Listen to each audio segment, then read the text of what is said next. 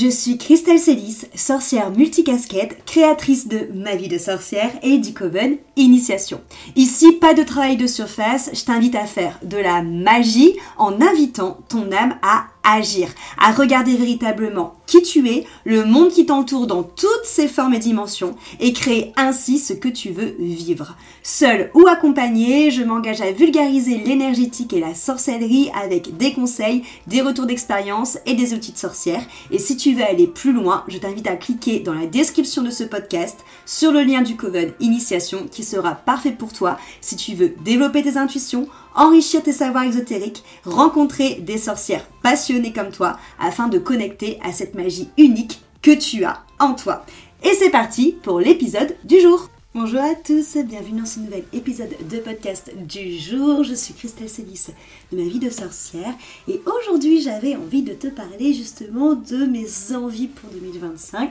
On a parlé tout hier et avant-hier du fait de se mettre en action et de ne pas rester juste dans cette notion entre guillemets pour faire genre, mais vraiment mettre des actions concrètes en place.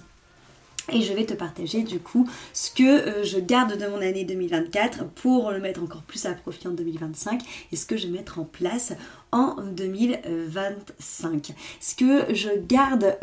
pour moi de mon année 2024 et que je vais encore plus m'asseoir dessus en 2025, m'asseoir dedans même, c'est cet équilibre que j'ai réussi à trouver au niveau du temps pour mes activités et du temps pour moi. Et c'est quelque chose notamment que je vais te demander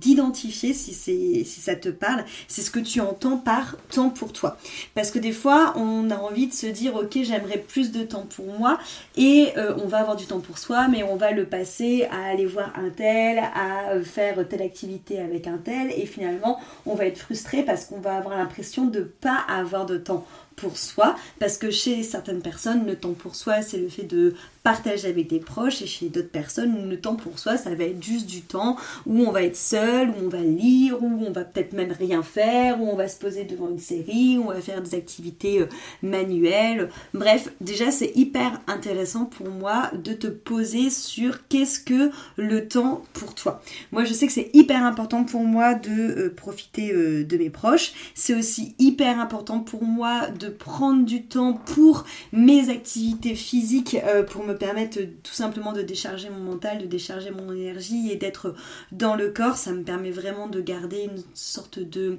santé émotionnelle et mentale équilibrée. Mais ça, je ne le mets pas dans le temps pour moi. Pour moi, le temps pour moi, ça va vraiment être ces moments justement où je suis plus dans les activités créatives. Et c'est hyper important, à mon sens, d'avoir cet équilibre. Du moins, j'ai vraiment vu la différence là en 2024, où c'est la première année, je pense, où j'ai réussi à avoir un tel équilibre entre tous les domaines de ma vie. Clairement, je me suis sentie beaucoup moins épuisée, je me suis sentie beaucoup moins proche du burn-out, beaucoup moins essoufflée. J'ai eu des moments où ma créativité était assez pique et je pense que c'est dû au fait que j'ai mis en priorité ces temps-là. Donc, je t'encourage, si ça te parle, à le faire aussi de ton côté, mais déjà en identifiant c'est quoi justement ces temps pour toi que tu aimerais tout simplement identifier. Donc voilà, moi comme je te l'ai dit, je sais qu'il y a du temps pour mes proches, c'est pour ça notamment que les soirs et les week-ends j'ai décidé de ne plus regarder mon téléphone. C'est quelque chose que je faisais déjà là en 2024 sur la deuxième partie de 2024 et que je vais garder sur 2025, c'est notamment le week-end de ne pas être sur Instagram et de ne pas faire de contenu, de ne pas faire de story et de vraiment garder ça pour la semaine parce que certes en fait mon téléphone c'est mon lien notamment avec les personnes qui sont loin de moi géographiquement, mais c'est aussi mon lien avec mon travail parce que j'ai tout dessus et je suis tout le temps dessus et c'est important du coup pour moi de me mettre une sorte de rigueur, sinon j'arrive jamais à décrocher. C'est un peu, je dirais, le point négatif quand on est à son compte, c'est qu'en fait ça va au-delà de j'ai fait mes heures de travail et je pense plus au travail, même si je sais que parfois on a beau être dans un bureau, c'est le même principe, on est rentré chez soi et on pense toujours à son travail, mais là c'est qu'on y pense et qu'en plus on a la possibilité de pouvoir le faire vu que l'ordinateur et le téléphone sont à portée de main et que c'est assez facile, et en fait ça crée cette dépendance du fait qu'on n'arrive jamais à couper et qu'on a une sorte, en tout cas pour moi ça m'a fait pendant longtemps, une sorte de culpabilité du coup de ne pas faire, une sorte de culpabilité de ne pas travailler et de culpabiliser en fait d'être juste chez soi et de juste profiter de chez soi et de profiter de ses activités. Et c'est pour ça du coup que en mi-2024 et que je vais garder ça en 2025, je me suis fait le serment, notamment les week-ends, de ne plus regarder mon téléphone, du moins pour Instagram, pour Discord, pour Telegram et WhatsApp et les messages en tout genre, histoire de vraiment couper et d'être vraiment dans ma vie et de pas être tout le temps dans une vie accrochée au téléphone. Et ça, je vais aussi le mettre à profit les soirs et les matins, chose que je faisais pas en 2024, mais que j'ai vraiment vu qu'il fallait que je le fasse, c'est parce que sinon c'est tout simplement une perte, c'est pas une perte, mais j'ai vraiment l'impression de passer à côté de ma vie quand je fais ça. C'est le fait du coup d'avoir le téléphone avec soi dans le canapé le soir en train de manger, de l'avoir le matin quand on se lève parce que le réveil est dessus, et du coup le premier truc qu'on fait c'est d'avoir directement accès à tous les messages et à tous les travaux qu'on a en route et à tous les projets qu'on a en route, et du coup ça, encore une fois, pour moi j'ai l'impression de passer à côté de ma vie à ce moment-là, parce que je vais ne pas profiter des gens qui sont avec moi à table, je vais ne pas prendre le temps le matin de respirer, de méditer, de prendre du temps pour moi pour être après plus organisée et plus productive dans ce que j'ai envie de créer, parce que j'ai passé tant de temps à être en train de lire tel message, de répondre à tel message plutôt que de parler aux gens qui étaient physiquement à côté de moi, et parce que le matin j'ai pris le temps de lire tel ou tel mail plutôt que de prendre le temps de respirer pour après être plus focus dans la journée. Et ça, je m'en suis vraiment rendu compte là, ça fait longtemps que je m'en étais rendu compte, mais j'avais pas la discipline, on va dire, pour le faire, et j'ai vraiment l'impression, en fait j'en ai marre de vivre une vie où on est à moitié dans l'irréel, où on est en fait dans le digital, alors qu'en fait on est physique, on est palpable, on est là. Alors moi la première, la majorité de mes activités sont en digital, mais j'ai des contacts avec les personnes quotidiennement et de manière visuelle grâce à Zoom, et c'est quelque chose qui me plaît, mais j'ai besoin les soirs et les matins d'être dans la matière quelque part et de ne pas être que dans le digital, et de prendre le temps d'interagir avec ce qui se passe avec moi dans la matière, et de ne pas scroller sur Instagram pendant 1000 ans, de ne pas me mettre direct un coup de stress en lisant mes mails, mes messages, mon télégramme, tout ça d'un coup, et de vraiment de catégoriser les choses. Et ça donc du coup ça fait, on est le 8 aujourd'hui, donc ça fait 8 jours c'est déjà un bon point, mais ça fait 8 jours où j'ai décidé que le soir mon téléphone restait dans le bureau, et que la nuit également, et que le matin je le reprenais qu'au moment où je m'asseyais dans mon ordinateur pour commencer ma journée de travail. Donc ce qui est un peu embêtant là-dedans, c'est que forcément c'est sur ce même téléphone aussi que mes amis m'écrivent, donc forcément ça fait que je suis un peu moins disponible pour elles les soirs et les matins, mais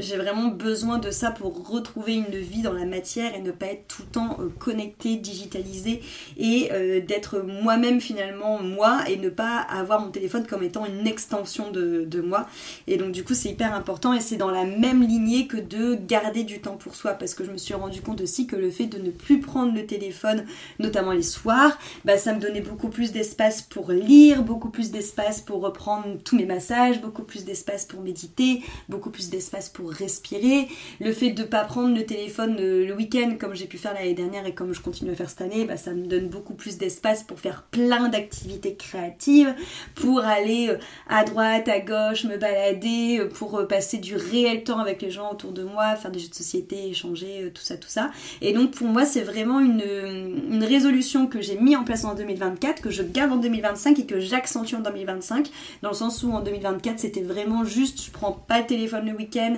et j'arrête de travailler le week-end. Et maintenant c'est aussi les matins et les soirs pour avoir vraiment une hygiène de vie où je sens que je suis incarnée dans ma vie et où je la vis pleinement en tant qu'humaine, avec mon corps physique, avec mes ressentis, avec mes émotions et en partageant des choses avec des gens physiques à côté de moi, plutôt que d'être que focus sur l'écran et sur les connexions digitales qui peuvent se faire, même si je les dénigre pas. C'est juste que pour moi il faut un équilibre et pas être que focus sur le téléphone. Donc ça je dirais que c'est la première résolution qui est importante pour moi pour cette année 2025. Et toute cette notion aussi de sport, comme je te disais, d'activité physique, que je garde et que je continue à mettre en place et à être des non négociables dans mon emploi du temps, parce que ça me permet vraiment d'avoir une hygiène de vie et aussi un calme mental et énergétique qui est tout simplement harmonieux et équilibré et qui me permet de pas péter un câble comme j'ai pu faire il y a 2 ans,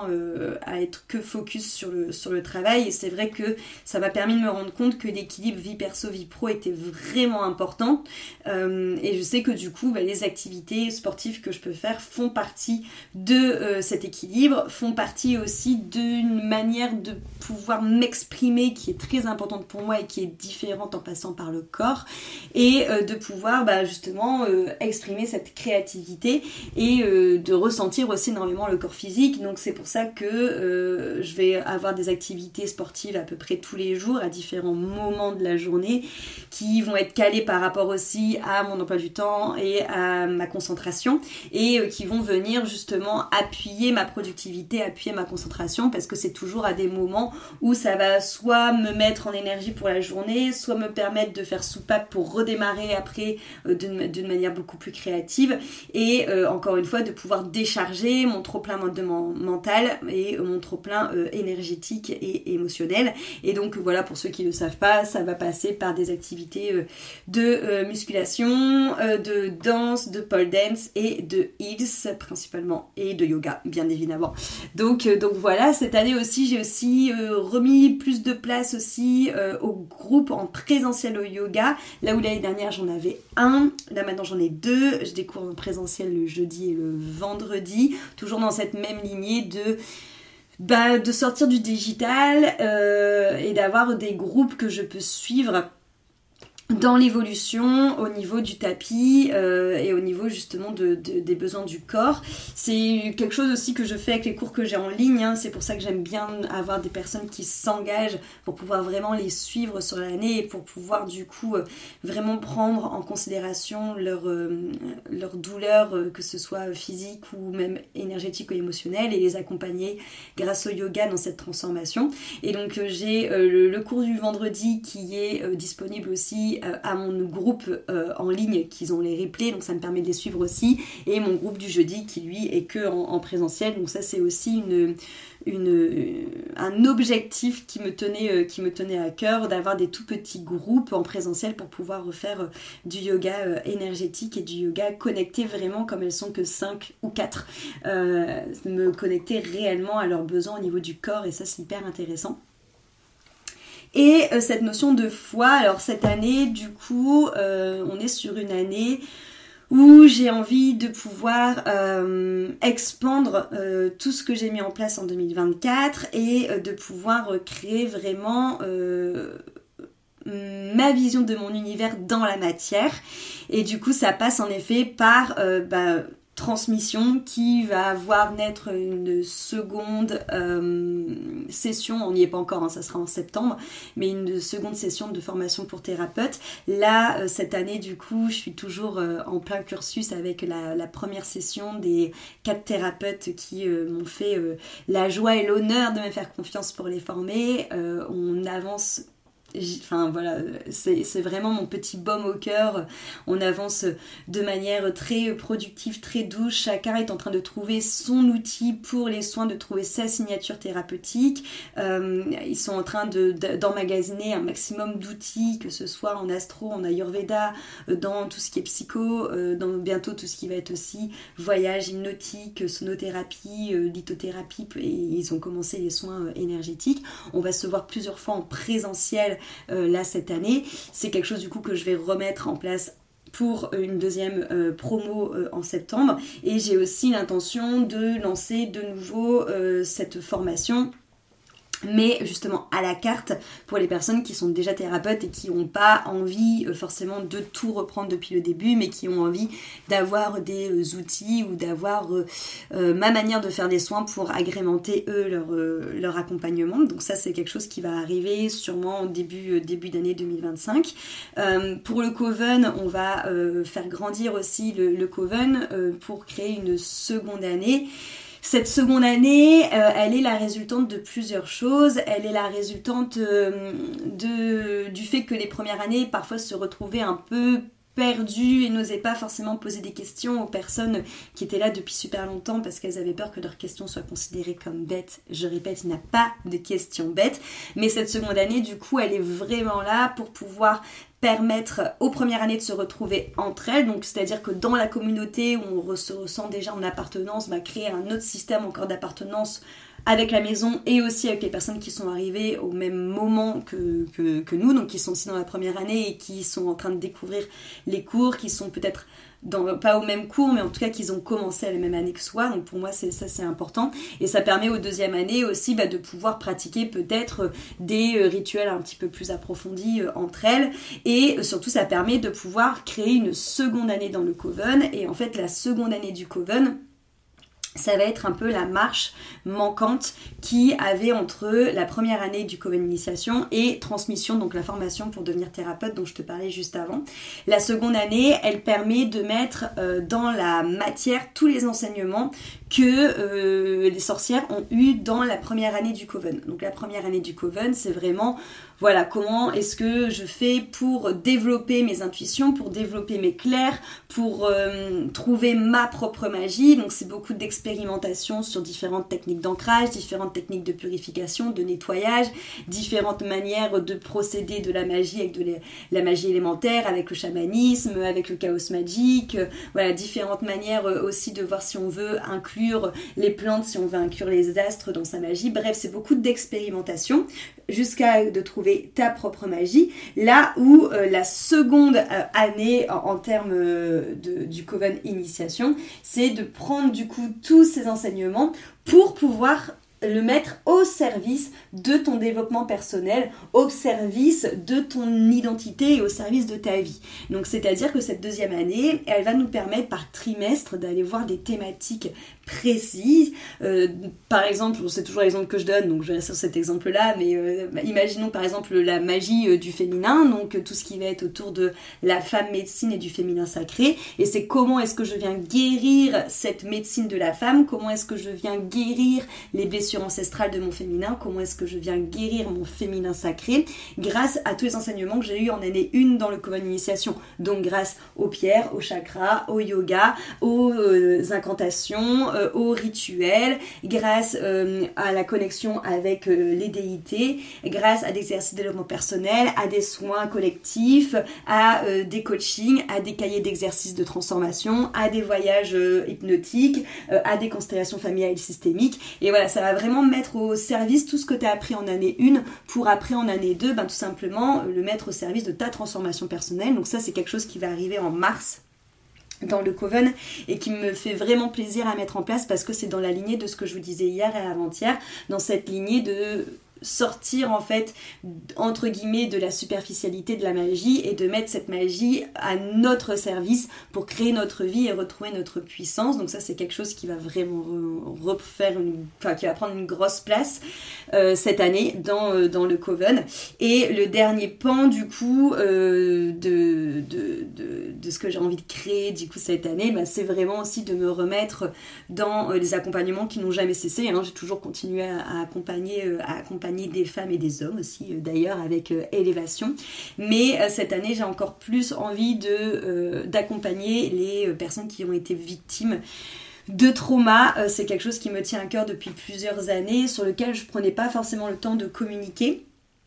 Et les gens venaient naturellement à moi. Mais là, il y a tellement justement de choses, d'histoires qui ressortent. Et je suis tellement encore confrontée à des personnes qui viennent me voir pour être accompagnées et qui sont empreints d'une très grosse culpabilité de s'être fait violer, des femmes qui